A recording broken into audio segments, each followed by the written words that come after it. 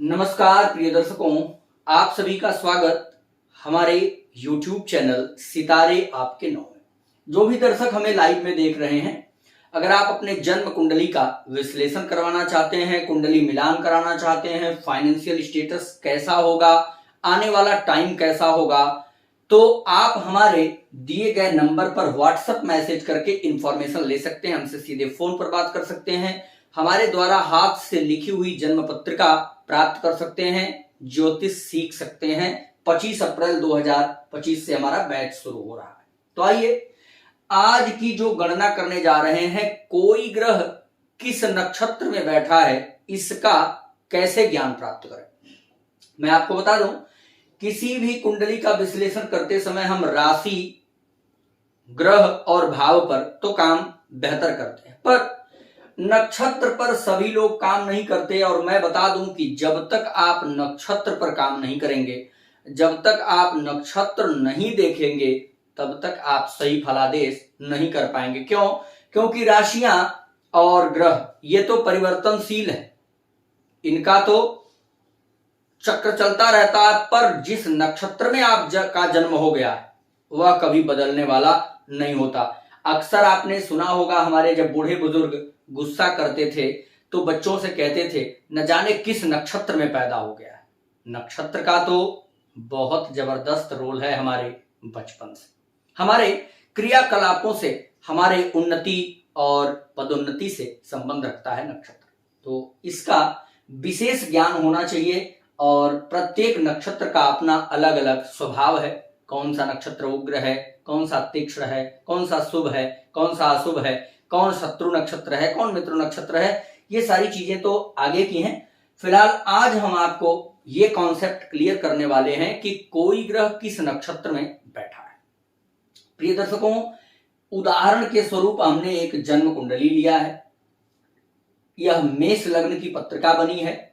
अभी हम आपको एक कॉन्सेप्ट क्लियर करेंगे कि जो राशियां होती हैं वह राशि 30 अंश की होती है और एक नक्षत्र में कुल 13 अंश 20 कला का टाइम होता है। वहीं एक नक्षत्र का 4 चरण होता है तो एक चरण में 3 अंश 20 कला आ जाता है। इस प्रकार से हमारे पास कुल कितने राशियां हैं, तो 12 राशियां हैं। और नक्षत्र कितने हैं, तो नक्षत्र हमारे पास हैं 27। अर्थात इन 12 राशियों में 27 नक्षत्र को हमको बांटना है। तो कैसे बांटेंगे? अब इन 27 नक्षत्रों के चरण कितने हैं? 4 चरण एक नक्षत्र का होता है, तो 27 नक्षत्र का कितना हो गया? 108 चरण। बात समझ में आ रही होगी, गुणा गणित बहुत कठिन नहीं है। 27 नक्षत्र का 4 चरण, तो 27 में 4 का गुणा करिए, 108 चरण हो गया। अब 108 चरण को 12 राशियों में स्थापित करना है, बिठाना है। तो 108 को अगर 12 भागों में विभाजित करेंगे तो 108 अगर 12 में बराबर बराबर स्थापित करें तो 12 गुणे 9 बराबर 108। अर्थात एक राशि बराबर कितना? 9 चरण।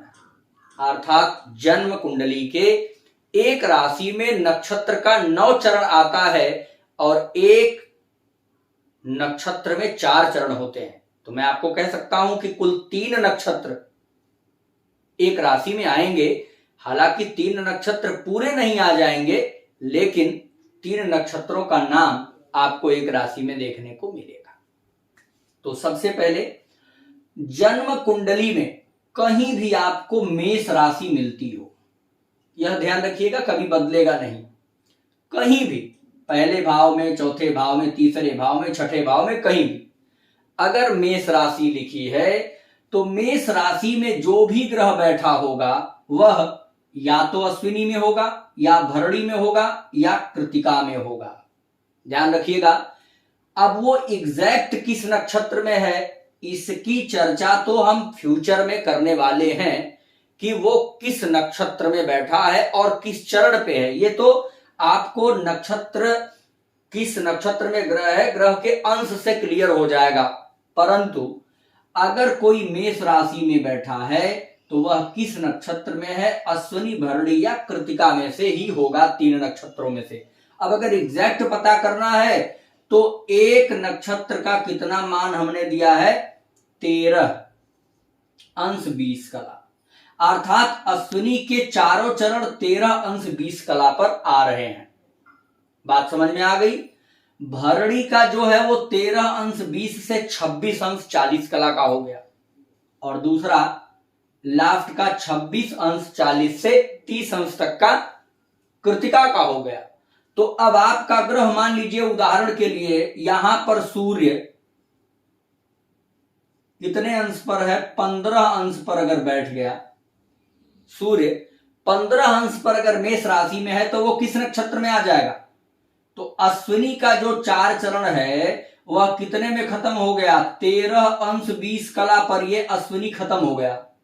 अब 13 अंश 20 से 26 अंश 40 तक भरणी चलेगा, तो ये इसी बीच में सूर्य आ रहा है, अर्थात ये सिद्ध हो गया कि सूर्य भरणी नक्षत्र में है। अब वो किस चरण में है, वो प्रत्येक चरण का 3 अंश 20 कला से है संबंध। तो आप इतना, बहुत टॉपिक कठिन नहीं है, वो उतना आप गणित आगे कर लीजिएगा। पर हमने आपको जो बताने का प्रयास किया कि अगर मेष राशि में कोई ग्रह है, अगर वह 15 अंश पर है तो वह भरणी में होगा, 17 में है तो भी भरणी में होगा, 19 में है तो भी भरणी में होगा, चरण बदल सकते हैं। पर जब वही 28 अंश पर आ जाएगा तो वो कृतिका में आ जाएगा। अर्थात मेष राशि में अश्विनी, भरणी और कृतिका नक्षत्र आते हैं।